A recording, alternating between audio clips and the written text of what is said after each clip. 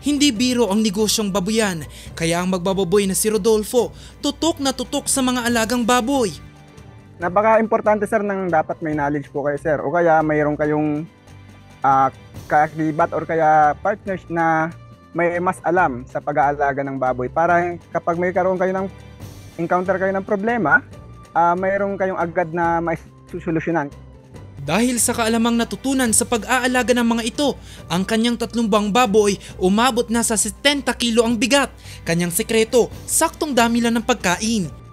So per sir, may kita naman, hindi naman siya talo, kumbaga hindi ka lugi sa kasi kailangan mayroong kang computation sa mga pagpapakain mo ng feeds, yung ginagamit nilang computation ng tinuro sa amin, ay na-apply din namin sa ngayon sa pag-aalaga namin para nakikita namin actually kung kumikita ba kami or hindi. Kasi food supplement, kaya siyang magdadagdag sa kailangang vitamina, kailangang nutrients na para sa baboy.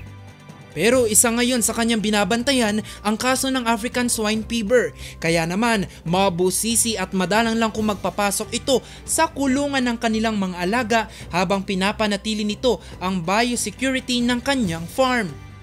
Kinakausap muna namin so far kasi para hindi kami magkaroon ng problema, hindi mahawaan yung alaga namin baboy.